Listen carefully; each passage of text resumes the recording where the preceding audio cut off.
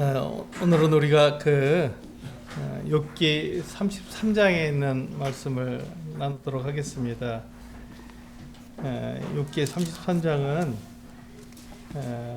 이 엘리후가 욥에게 하는 말로 되어 있습니다. 32장부터 37장까지 엘리후가 욥에게 하는 말로 쭉 되어 있는데, 이게 굉장히 어렵죠. 엘리후가 갑자기 나오기 때문에 엘리후가 어떤 사람인지를 우리가 알아야만 이 엘리후가 욥에게 하는 말을 정확하게 우리가 이해할 수 있습니다. 우리가 지난번에 32장 할 때 그래서 엘리후가 어떤 사람인지에 대해서 우리 함께 나누었습니다. 엘리후는 어떤 사람이냐면, 이 욥의 세 친구하고 다르게 잘 욥의 문제를, 또 욥의 세 친구의 문제를 잘 보았지만 그도 역시 사람이기 때문에 그가 하나님께서 하시는 일들을 정확히 하나님께서 말씀해 주시지 않으면 알 수 없기 때문에 그도 역시 사람이라는 것을 우리가 알 수 있습니다. 그래서 엘리후가 정확하게 욥의 문제와 욥의 친구들의 문제를 알았지만 해결책은 욥의 친구들하고 같았다라는 것을 우리는 알 수 있습니다. 오늘 그 말씀을 가지고 함께 나누겠습니다. 우리 33장부터 37장까지 쭉 계속해서 이 엘리후가 욥에게 욥의 문제를 정확하게 지적하고 있는 것들을 보게 될 것입니다. 그런데 엘리후는 여전히 계속 사람이기 때문에 그 어려운 욥의 문제에 대한 해결책은 제시하지 못하는 모습들을 보게 될 거니까 그 면에서 볼 수 있으면 좋겠습니다. 오늘 욥기 33장의 제목은요, 사람은 흙으로 지으심을 입은 존재이다. 사람은 흙으로 지으심을 입은 존재이다 라는 제목으로 말씀을 드리도록 하겠습니다. 우리 성도님들에게 한번 질문을 하겠습니다. 성도님들은 정직하고 진실하십니까? 이렇게 말하면 굉장히 곤란하죠. 우리는 정직하고 진실하게 살아가느냐 하고 누가 물었을 때 거기에 대해서 아주 자신 있게 네 라고 대답하기가 좀 어렵습니다. 그게 사람이잖아요. 그러면 정직하고 진실하게 말을 하는 사람은 옳을까요? 이걸 조금 생각을 해봐야겠죠. 정직하고 진실하게 말하는 사람은 옳을까 하는 것을 제가 물었습니다. 어떠세요? 우리 성도님들 생각에는 정직하고 진실하게 말하는 사람은 옳은 사람이냐? 아니요. 네, 그렇습니다. 왜 아닐까요? 사람은 한계가 있기 때문에. 또 이 정직하고 진실한 것이 옳으냐 그렇지 않느냐 하는 것은요, 왜 그러냐면 정직하고 진실한 것은 태도이기 때문에 그렇습니다. 정직하고 진실한 것은 그 사람의 태도이지 그 사람의 방향, 그 사람의 목표를 말해주고 있지 않기 때문에 우리는 방향과 목표가 옳아야 그것이 옳다고 얘기하는 것이지 태도가 옳다고 해서 그것이 옳다고 말할 수는 없는 것이죠. 이 부분을 한번 잘 생각해 보시기 바랍니다. 내가 아주 진실되게 정직하게 막 어떤 일을 한다 그래서 그것이 방향이 맞지 않고 목표가 맞지 않는데 그것이 옳다고 말할 수는 없는 것이죠. 그것은 방향과 목표가 맞을 때, 옳을 때 그것을 행하는 그 태도가 정직하고 진실해야 하는 것이죠. 그것이 중요합니다. 방향과 목표가 옳을 때 그것에 대한 태도는 정직하고 진실해야 하지만 방향과 목표가 맞지 않는데 내가 정직하고 진실하다고 해서 그것이 옳다고 말할 수는 없다는 것입니다. 근데 우리는 종종 그 부분에 대해서 많은 혼란을 가져오는 것 같습니다. 정직하고 진실하면 옳다고 생각하는 경우가 종종 있기 때문에 그렇습니다. 그 사람 정직해, 그 사람 진실해 라고 말하면 그 사람이 어찌 옳은 것처럼 우리는 생각하기 쉬운 것이죠. 그런데 정직하고 진실한 것은 태도입니다. 그 일에 임하는 태도이지 그것이 방향을 말해주고 있지 않기 때문에 정직하고 진실하다고 해서 그것이 옳다고 주장할 수는 없는 것입니다. 네, 그것을 생각하시면서 우리 욥기 33장의 내용을 이해하시면 좋겠습니다. 우리 욥기 33장의 전체를 다 33절까지 있으니까 읽기는 어렵고요. 제가 중간중간 읽어드리도록 하겠습니다. 우리 3절을 보시면 지금 제가 말씀드리는 그 내용이 나와 있습니다. 욥기 33장 3절에 보시면요. 내 마음의 정직함이 곧 내 말이며 내 입술이 아는 바가 진실을 말하느니라 이렇게 얘기하고 있죠. 그러니까 지금 이 엘리후가 욥에게 말하는 것은 어떻다고요? 정직하고 진실하다고요. 엘리후가 욥에게 말하는 것이 정직하고 진실하다고 해서 이것이 옳다는 건 아니죠. 그런데 이 엘리후는 자기가 정직하고 진실하기 때문에 이게 옳다는 그 생각을 가지고 욥에게 접근하고 있는 것입니다. 네, 지금 엘리후는 참 좋은 사람이에요. 그가 정직하고 진실하게 욥을 대하고 있기 때문에 엘리후는 참 좋은 사람입니다. 네, 엘리후가 나쁜 사람이라고 말씀드리는 거 아니에요. 또 욥의 친구들도 다 좋은 사람들이에요. 욥도 좋은 사람이고. 그런데 그들이 사람의 한계가 있다는 것을 인정해야 한다는 것이죠. 사람의 한계가 있다는 것. 지금 말씀드린 것처럼 진실하고 정직하다고 해서 그 사람이 옳은 방향으로 가고 있는 건 아닙니다. 그것은 태도이기 때문에 그렇습니다. 그렇다면 이 엘리후가 욥에게 내가 지금 너에게 말하는 것을 잘 들어봐야 된다. 난 지금 정직하고 진실하게 말하고 있으니까 잘 들어야 한다라고 말을 하면서 4절에서 뭐라고 얘기했냐면 그의 권위, 그가 지금 말하고 있는 말에 대한 권위를 이야기하고 있습니다. 4절을 보시면요. 하나님의 영이 나를 지으셨고 전능자의 기운이 나를 살리시느니라 이렇게 얘기하고 있는 것입니다. 그러니까 지금 엘리후는요. 하나님의 영, 전능자의 능력이 그와 함께하고 있기 때문에 지금 그가 말하는 것이 하나님의 말씀이고 전능자의 말씀이라고 권위를 갖고 있는 것입니다. 맞습니까? 네, 이 부분이 참 혼란스러워. 지금 엘리후가 말하는 것이 우리를 많이 혼란스럽게 합니다.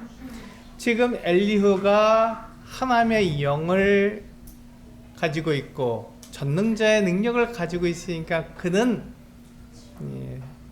신적인 권위를 가지고 있다 이렇게 말을 하는 것에 대해서 우리는 혼란스럽습니다. 왜냐하면 우리 그 주보에 있는 것처럼 고린도전서 2장 10절부터 11절 말씀을 보시면 그렇게 말씀하고 있잖아요. 같이 한번 읽어볼까요?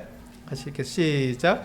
오직 하나님이 성령으로 이것을 우리에게 보이셨으니 성령은 모든 것 곧 하나님의 깊은 것까지도 통달하시느니라. 사람의 일을 사람의 속에 있는 영 외에 누가 알리요? 이와 같이 하나님의 일도 하나님의 영 외에는 아무도 알지 못하느니라. 그렇습니다. 하나님의 영은요, 하나님의 깊은 것까지도 다 아십니다. 그래서 하나님의 일은 하나님의 영이 다 아시는 것이죠.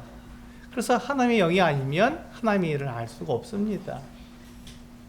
근데 여기에서 우리가 문제가 있습니다. 하나님의 영이 있다고 해서, 그러니까 우리 그리스도인들을 나를 한번 생각해 보시면 됩니다. 나 자신을 한번 생각해 보시면 내가 성령을 모시고 있습니다. 그렇다고 해서 내가 하나님의 모든 걸 다 알 수 있습니까? 그렇지는 않습니다. 네, 그렇지는 않잖아요. 이 부분에 대해서 우리가 오해하지 않았으면 좋겠습니다. 하나님의 영이 있다 그래서 우리는 모든 것을 다 아는 것이 아니라 하나님의 영이 나에게 말씀해 주신 것, 즉 하나님의 말씀을 내가 가지고 있어야, 그래야 내가 그 말씀에 대해서 권위를 가지고 있는 것입니다. 지금 이 엘리후가 욥에게 이야기할 때 그 말이, 엘리후가 하는 말이 하나님의 말씀이라면 권위가 있죠. 신적 권위가 있습니다. 그러나 엘리후가 하나님의 영이 있다고 해서 그가 어떤 말을 하든지 다 신적 권위를 가지고 있는 것은 아니라는 것입니다. 우리 그 성도님들을 예를 들면요, 모든 그리스도인, 예수 그리스도를 믿는 모든 그리스도인에게는 하나님의 영이 함께 하십니다. 그러니까 그는 성령을 모신 사람이니까 그는 하나님과 교제할 수 있는 그와 같은 특권을 가지고 있는 것이죠. 그러나 그가 하는 모든 말이, 성령을 모시고 있다고 해서 그가 하는 모든 말이 하나님의 권위를 가지고 있는 것은 아닙니다. 그래서 우리 그리스도인들이 언제 하나님의 권위를 가지게 되나요? 네, 하나님의 말씀을 정확하게 할 때, 그때 우리는 하나님의 권위, 신적 권위를 가지게 되는 것이죠. 그렇지 않다면요, 제가 제 말을 막 하게 되면 제가 하는 말에 권위가 있겠습니까? 아닙니다. 그 말에는 사람의 권위밖에 없는 것이죠. 하나님의 권위가 들어있지 않은 것입니다. 지금 이 엘리후가 욥에게 하고 있는 이 말에도 분명하게 하나님의 말씀을 가지고 엘리후가 욥에게 말을 한다면 신적 권위가 있습니다. 반드시 이루어지니까, 하나님께서는 반드시 그 일을 이루시기 때문에 그 문제에 대해서는 정확합니다. 하지만 엘리후가 그냥 그 하나님의 영이 자기를 만드셨고 선자의 손길이 그에게 있다는 것만 말을 한다면, 그것으로는 그가 말하는 것, 그가 행하는 모든 것에 대해서 신적 권위, 하나님의 권위를 가질 수는 없는 것입니다.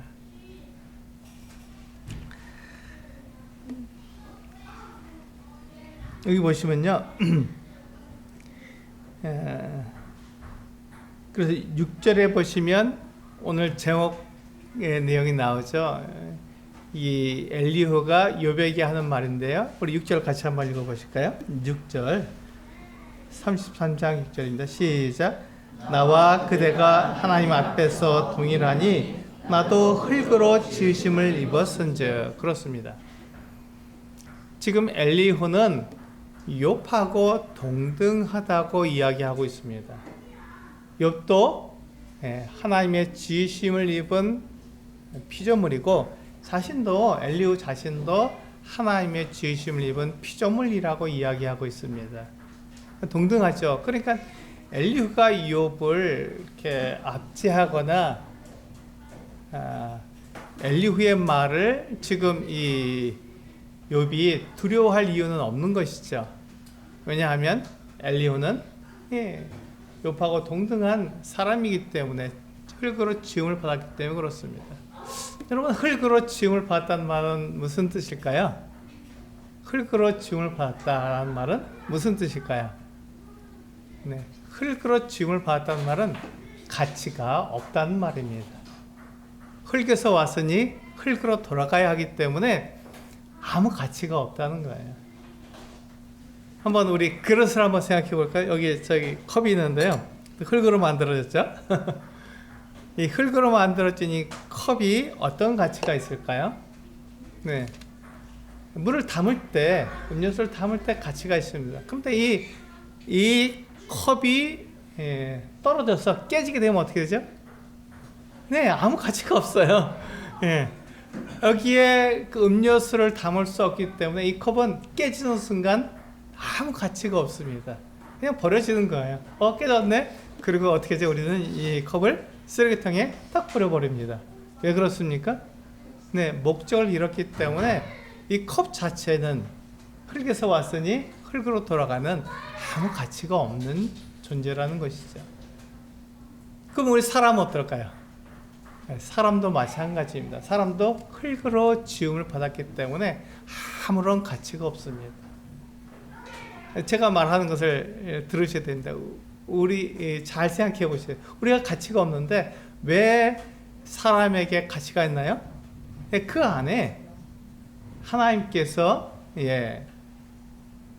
그 생명을 주셨고 하나님의 뜻을 그 안에 두셨기 때문에, 성령을 주셨기 때문에 가치가 있는 것입니다.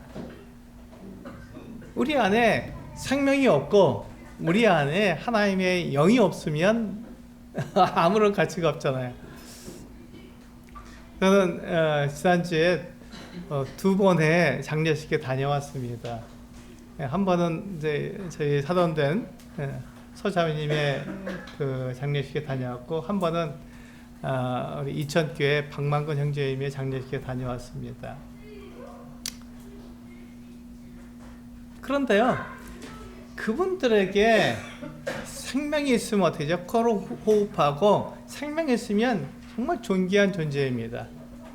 아름답고 멋지고 그들의 입에서 나오는 아름다운 이 하나님의 말씀에 대해서 감사할 수 있는 그런 존재들이죠. 그런데 그들의 코에서 호흡이 사라지고 생명이 없어지면 어떻게 됩니까? 네, 추합니다. 그래서 어떻게 하죠? 네, 빨리 치워버리게 되잖아요. 썩으니까. 흙에서 와서 흙으로 돌아가니까 가치가 없으니까 장례를 치러버리고 땅에 묻어버리는 것입니다. 가치가 없어요. 그런데 그것이 가치가 있는 것은 거기에 생명이 있고 그 목적에 따라서 살아가기 때문에 가치가 있는 것이죠. 지금 이 엘리후도 욥에게 그렇게 말하고 있는 거예요. 나와 네가 동등하다. 다 흙으로 지음을 받은 존재 아니냐. 그러니까 우리는 가치가 없다. 이렇게 말하면서 그가 욥에게 말하는 그 말의 권위를 어디서 가지고 오냐면 4절에 있는 하나님의 영이 그와 함께 계시다고 하는 것을 그가 권위를 두고 있습니다. 여기에서 많이 혼란이 오는 거예요. 하나님의 영이 같이 함께하고 있다고 해서 그가 정말 신적 권위를 가지고 있는 것이 아니라 그의 말이 하나님의 말씀을 해야 신적 권위를 가지고 있는데 그것에 대해서 우리는 혼란하고 있는 것이죠. 우리 계속해서 읽어보겠습니다. 그런데 우리가 그렇다면 내가 그 흙으로 만들어진 그릇이라면 어떻게 해야 되죠? 거기에 음식을 담거나 또 물을 담거나 또 그런 것들을 담으려면 어떻게 됩니까? 네, 안팎을 깨끗하게 해야 됩니다. 그래서 우리는 설거지를 하죠.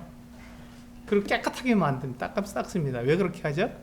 그 그릇 자체가 귀하기 때문에 그것을 깨끗하게 만들까요? 아닙니다. 거기에 그 목적에 따라서 거기에 음식을 담거나 물을 담고 그게 무슨 고귀한 것을 담으려고 그것을 깨끗하게 하는 것뿐입니다. 만약에 우리가 흙으로 어떤 그릇을 멋지게 만들었습니다. 그리고 거기에 쓰레기를 담으면 어떻게 되죠? 네, 그건 쓰레기통입니다. 네, 그 아주 멋진 그릇을 만들었어도 거기에다가 우리가 쓰레기를 계속 담으면 뭐가 되죠? 네, 그것은 쓰레기통이에요. 네, 쓰레기통입니다. 그런데 어떤 그릇을 만들어 놓고 그 그릇을 안팎으로 깨끗하게 닦고 거기에 귀한 음식을 담으면 어떻게 되죠? 보물을 담는다면 그럼 그 그릇은 보물함이 되는 것입니다. 무엇이 담기느냐에 따라서 그 그릇의 가치가 달라지는 것이지 그 그릇 때문에 그 안에 담겨 있는 것의 가치가 달라지는 것은 아니라는 것이죠. 이 부분을 생각해 봤더니 그러니까 우리는 지금 흙으로 만들어진 존재라면 나는 어떻습니까? 내 가치가 아니라 하나님께서 나에게 주신 생명의 가치가 중요한 것이죠. 생명의 가치가 중요한 것입니다. 그래서 하나님께서 우리에게 무엇을 주시려고 하냐면 영원한 생명을 주시려고 하는 것이죠. 네, 육체의 생명은 잠시 있다가 사라지는 것이기 때문에 그것은 별로 중요하지 않다. 우리 육체는 호흡이 끊어지면 제가 말씀드린 것처럼 땅에 묻어버리잖아요. 가치가 없으니까. 그런데 우리 육체에 영원한 생명을 하나님께서 주신다면 어떻게 되죠? 가치가 그때부터 생깁니다. 그래서 하나님께서 우리들에게 영원한 생명을 담고 영원한 생명으로 살아가게 하기 위해서 우리에게 살아온 육체를 주시는 것이죠. 그것을 우리는 부활이라고 말을 합니다. 살아온 육체를 입는 것이니까요. 그래서 우리의 이 흙으로 된 육체를 땅에 묻어버리고 하나님께서 주시는 살아온 몸, 살아온 육체를 가지게 되는 것을 우리는 부활이라고 말을 합니다. 그러니까 부활은 영적으로, 영으로 다시 살아나는 것은 전혀 아닙니다. 부활은 반드시 육체가 있어야만 부활이라고 말을 합니다. 육체가 없는 것은 부활이라고 말하지 않습니다. 생명만 있다고 해서 그것을 부활이라고 말하지 않고 육체를 가지고 있어야, 육체가 있어야 그것을 부활이라고 말을 합니다. 네, 그래서 우리가 이 엘리후가 그렇게 욥에게 우리는 서로 이 흙으로 만들어진 존재가 아니냐 이렇게 말을 했습니다. 가치가 없다는 것이죠. 그런 가운데서 엘리후가 그 가치 없는 이 엘리후가 가치를 가집니다. 하나님의 영이 그에게 있기 때문에 그는 가치가 있다고 말하면서 이야기하면서 욥의 문제가 뭐냐면 욥이 이런 문제를 가지고 있다고 말을 합니다. 9절에 보시면 같이 읽어보실까요? 9절 33장 9절 시작. 이르기를 나는 깨끗하여 악인이 아니며 순전하고 불의도 없거늘, 이렇게 얘기하는 것입니다. 그러니까 이 엘리후가 욥이 하는 말을 잘 들어보니까, 또 세 친구 하는 말을 잘 들어보니까 욥이 이렇게 말을 했다는 것입니다. 나는 악이 없다, 난 불의가 없다, 이렇게 말을 했다는 것이죠. 그러니까 그것은 잘못이다. 어떻게 사람이, 지금 흙으로 만들어진 사람이 어떻게 죄가 없고 잘못이 없고 불의가 없느냐, 이렇게 말하는 거예요. 그러니까 이 엘리후가 욥에 대해서 잘 보았다는 것을 알 수 있죠. 근데 여기에도 문제가 있습니다. 여기에도 문제가 있어요. 그건 좀 더 말씀드리겠습니다. 두 번째 문제는 뭐였냐면,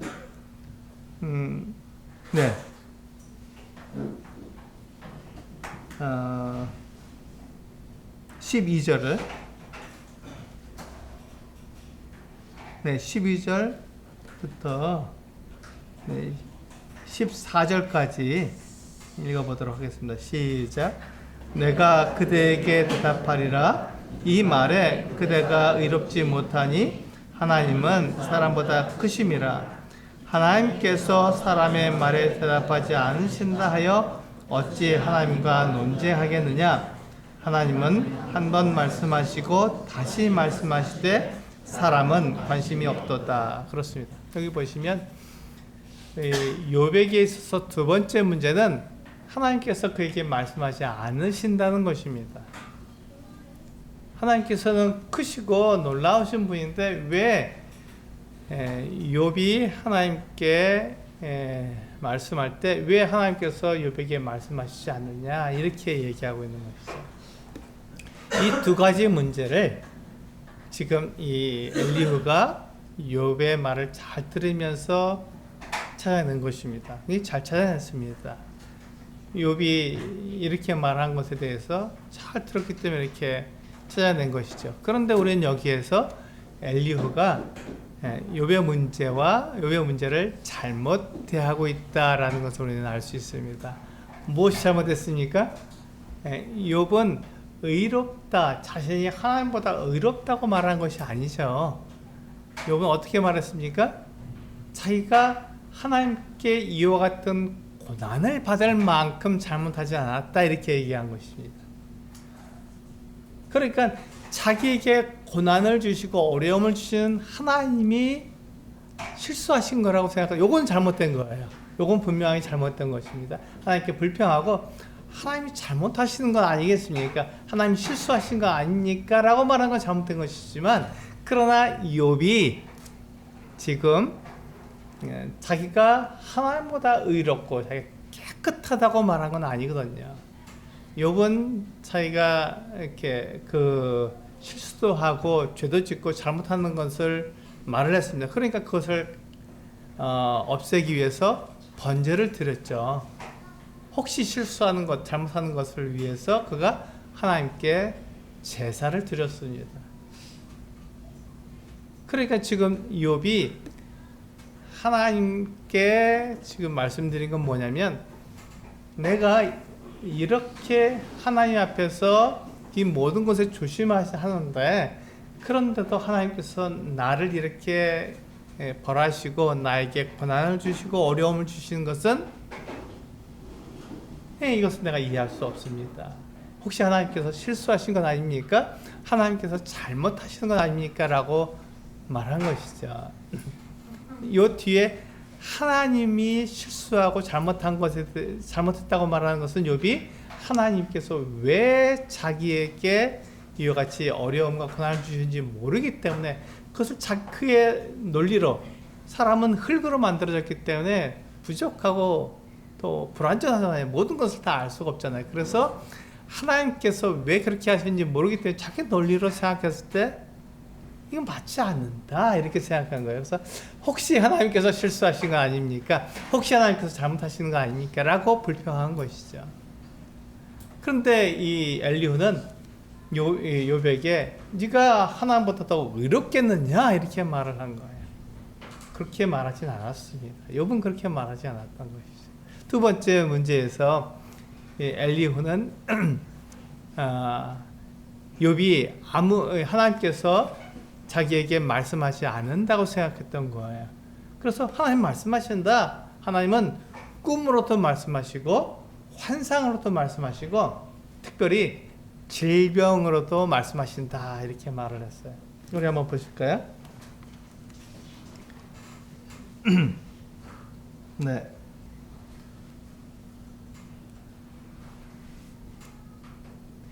네, 19절에 보시면 19절에서 21절까지 보시면 질병으로 말씀하시는 것이 나옵니다. 같이 한번 읽어보시겠습니다. 시작.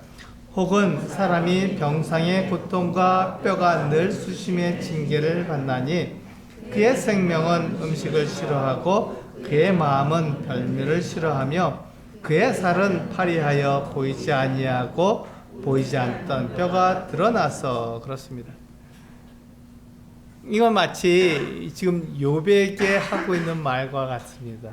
욥이 저는요 거부였거든요. 그리고 그가 식사도 잘했고 건강했던 사람입니다. 그런데 어느 날 하나님께 이와 같은 징계를 받으면서 어려움을 당하고 고난을 당하면서 그가 몸에도 어려움이 생겼잖아요. 그가 발바닥부터 정수리까지 온몸에 종기가 나서 기왓장으로 긁을 수밖에 없는 그 같은 상황이 되어서 음식도 잘 못 먹고 팔이 졌습니다. 삐쩍 말랐던 것이죠. 그래서 지금 이 엘리후가 말하는 것처럼 이 뼈가 다 드러날 정도로 피골이 상접해 있는 그 같은 모습이 된 것입니다. 욥은 굉장히 몰골이 말이 아니었던 것이죠. 그것에 대해서 하나님께서 왜 그렇게 하시는지 아느냐 라고 말하면서 그것을 17절과 18절에서 하나님께서 이유와 같이 하시는 그 이유를 말씀하고 있는 거예요. 한번 읽어보시겠습니다. 시작. 이는 사람에게 그의 행실을 버리게 하려 하시며 사람의 교만을 막으려 하십니다. 그는 사람의 혼을 구덩이에 빠지지 않게 하시며 그 생명을 칼에 맞아 멸망하지 않게 하시느니라. 지금 엘리후가 말하고 있는 것은 하나님께서 사람에게 고난을 주시고 그 사람에게 질병을 주셔서 그가 그로 하여금 어렵게 만드시는 것은 그를 죽이려 하심이 아니다. 그를 멸하려고 하시는 것이 아니다. 근데 이 욥의 세 친구는 어떻게 얘기하냐면 하나님께서 너에게 고난을 주시고 너에게 이 같은 어려움 주신 것은 너를 죽이려고 하시는 것이다. 이렇게 얘기를 한 거예요. 그렇잖아요. 우리가 하나님께 고난을 받으면 그가 죽게 되잖아요. 그렇게 얘기를 했는데 엘리후는 그렇지 않다. 하나님께서는 그를 살리시기 위해서, 그가 돌아오게 하기 위해서, 그를 하나님께서 받아주시기 위해서 그에게 고난을 주시고 어려움을 주시는 것이지 그를 죽이려고 하시는 건 아니다. 이렇게 말해요. 이게 엘리후와 욥의 친구들과의 차이점입니다. 그 해결 방법에 대한, 그 문제에 대한 해결 방법이 서로 다른 것이죠.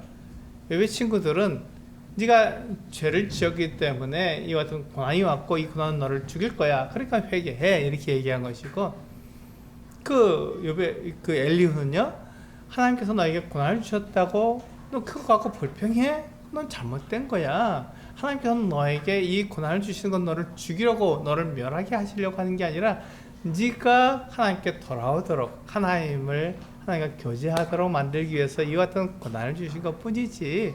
그러니까 이제 네가 하나님께 돌아오면 돼. 이렇게 얘기한 거죠. 그런데 이게 조삼모사라고 아침하고 저녁하고 다른 것 뿐이지, 앞뒤가 서로 다른 것 뿐이지 서로 똑같은 말을 하고 있는 거거든요.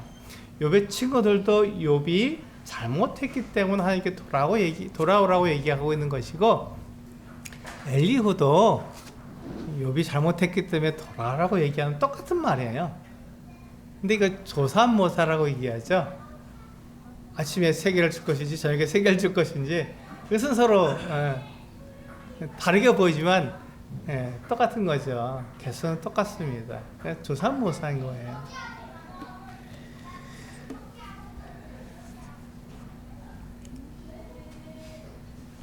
지금 이 엘리후가 이렇게 욥에게 이야기하고 있는 것은 돌아오라는 것입니다. 네가 만약에 돌아오게 된다면, 지금 신적 권위를 가지고 있는 이 엘리후의 말을 잘 듣고 네가 돌아오게 된다면, 그럼 하나님께서 너의 이 질병을 낫게 해주시고 너를 치료해 주실 거야. 이렇게 얘기하고 있는 것입니다.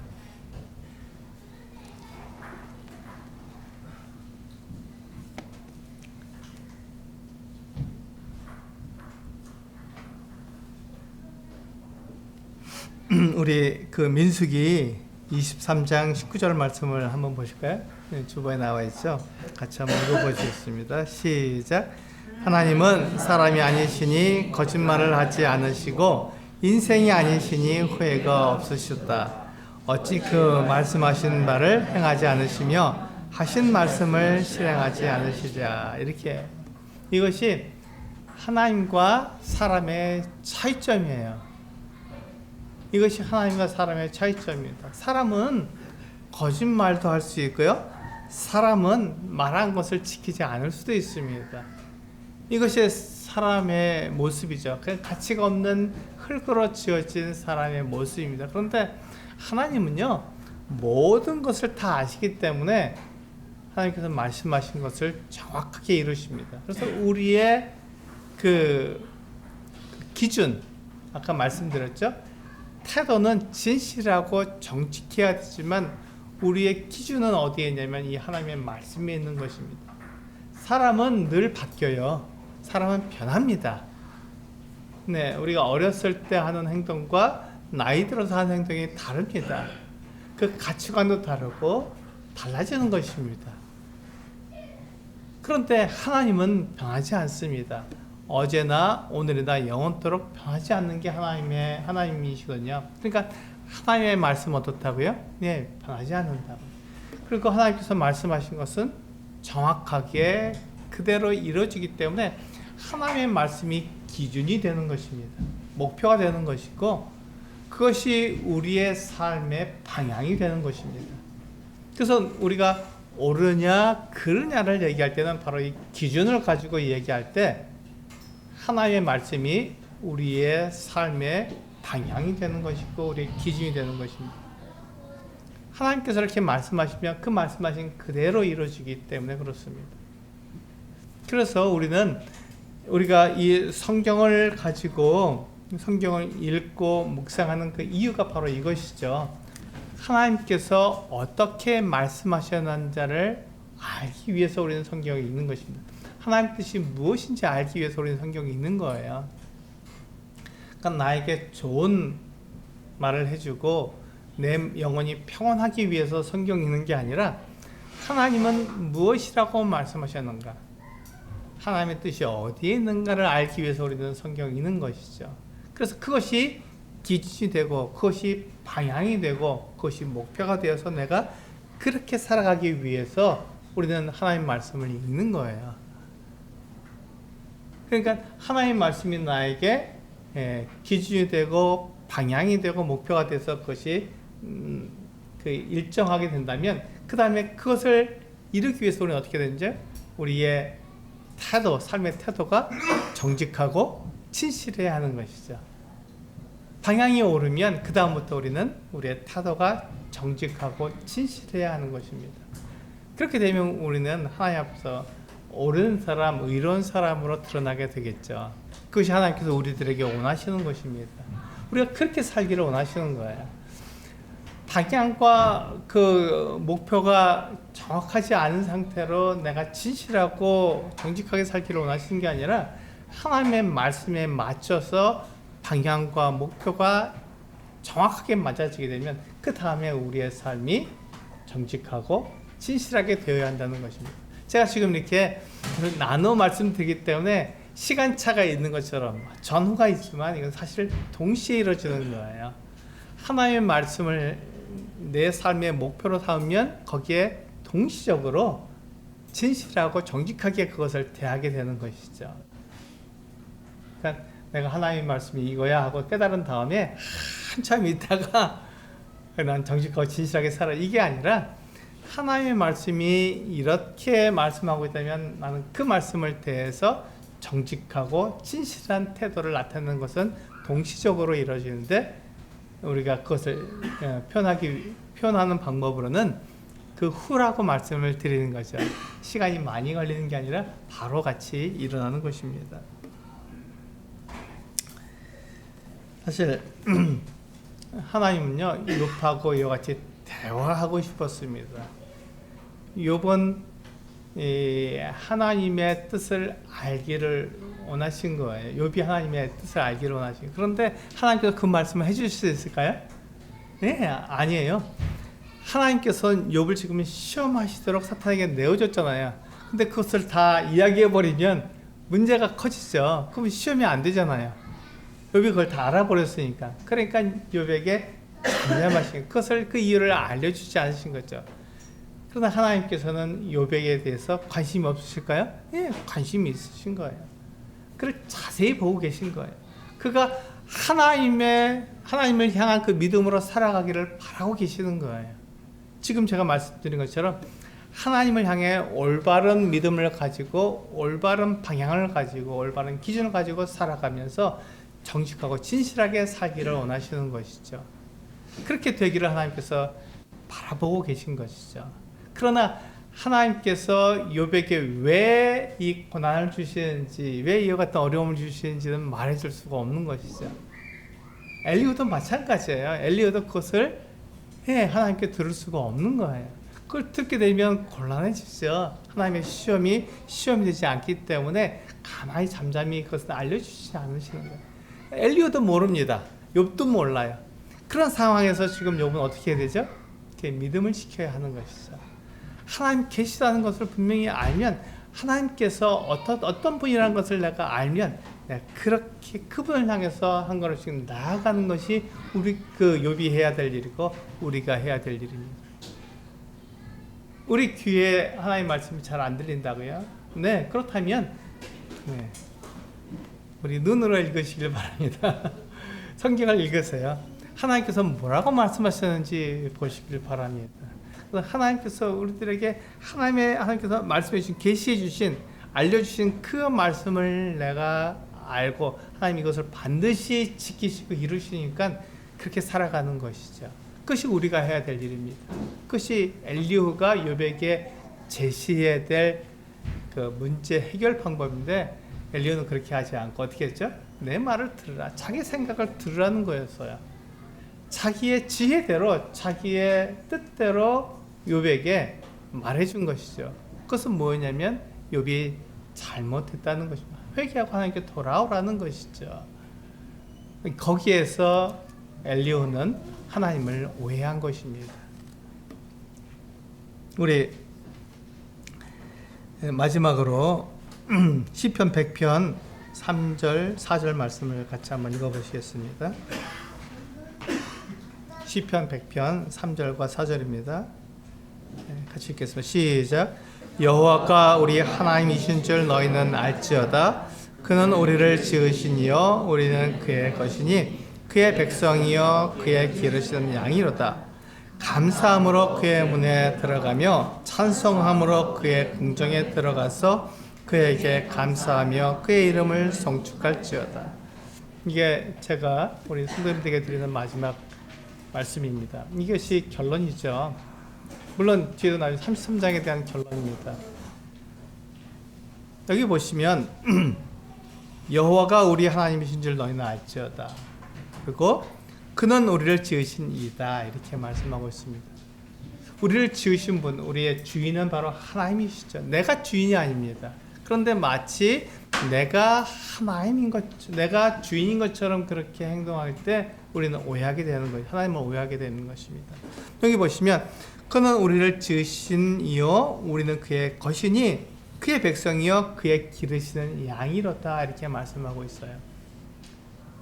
하나님은 우리의 목자가 되십니다. 그래서 우리가 하나님의 양이 되는 것이죠. 하나님이 우리의 목자시기 때문에 우리를 살찌고 우리를 지키시고 보호해 주세요. 근데 내가 중요하기 때문에, 내가 주인이기 때문에 하나님께서 나를 이렇게 돌보시기 위해서 나를 이렇게 지키시고 인도하시고 나를 살찌게 하시는 그런 게 아니잖아요. 주인은 하나님이시죠. 그리고 나는 하나님의 양이기 때문에 내가 하나님으로서 존재하는 것이지 하나님이 나를 위해서 존재하는 것이 아닙니다. 그래서 우리는 흙으로 만들어진 존재일 뿐이죠. 아무런 가치가 없는 나에게 생명을 주셔서 내가 살아가게 하셔서 하나님을 찬양하게 만든 것입니다. 하나님은요, 나를 인도하시고 나를 살찌게 하시고 나를 지켜주시고 보호해 주십니다. 악한 짐승이 나를 해치지 못한 나를 보호해 주십니다. 왜냐? 하나님의 영광을 위해 살아갈 수 있도록 하나님이 나에게 부탁하신 그 일을 하면서 살아갈 수 있도록 하기 위해서 나에게 그와 같은 일을 하시는 거예요. 그것이 하나님께서 나를 지키시는 이유입니다. 나를 보호하시는 이유죠. 하나님의 영광을 위해서 나를 사용하시는 것이죠.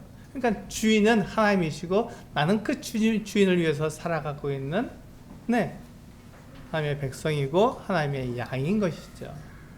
그래서 우리가 해야 될 일, 이 하나님을 주인으로 모신 자가 해야 될 일은 뭐냐면 4절에 나와 있죠. 시편 100편 4절에 감사함으로 그의 문에 들어가며 찬송함으로 그의 궁정에 들어가서 그에게 감사하며 그의 이름을 송축하는 것입니다. 여기 보면 내가 없고 오직 하나님만 있는 거예요. 하나님의 이름을 송축하기 위해서 우리는 지음을 받았어요. 그래서 하나님의 뜻이 나를 통해서 이루어지고 나를 통해서 하나님의 영광을 나타내야 하는 것입니다. 그것을 위해서 하나님께서 나를 지키시고 보호하시는 것이죠. 지금 하나님께서 욥을 어떻게 하십니까? 하나님의 영광을 위해서 지금 고난도 주시는 거예요. 어려움도 주시는 겁니다.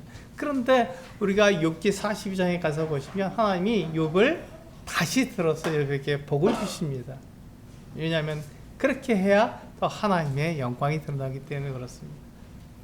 고난을 주시는 것도 하나님의 영광을 위해서, 복을 주시는 것도 하나님의 영광을 위해서 하시는 것이죠.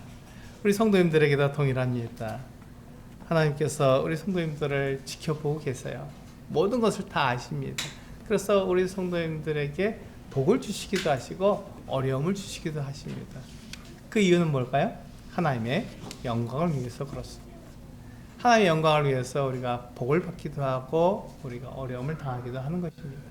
그때 우리가 해야 될 일은 딱 한 가지입니다. 하나님을 찬양하는 것, 하나님께 감사하는 것, 그것 외에는 없습니다. 그래서 범사에 우리가 하나님께 감사하는 게 우리에게 주어진 일이고 우리가 해야 될 일이라는 것입니다. 그렇게 할 때 하나님께서 영광을 받으시고 우리를 통해서 하나님이 어떠한 분인지를 드러내실 것입니다. 오늘 우리는 이 사람은요 흙으로 지어진 존재라는 것을 우리는 알았습니다. 우리는 가치가 없죠. 그럼에도 불구하고 하나님께서 우리에게 생명을 주셨고 우리를 통해서 일하시는 것을 볼 수 있습니다. 나에게 생명을 주시는 분은 하나님이시기 때문에 하나님이 주인이시고 나는 그 주인을 위해서 살아가는 백성이고 또 자녀이고 양이라는 것을 알고 그분께 감사하며 그분을 송축하는 우리 성도님들 되시기를 원합니다. 기도하시겠습니다.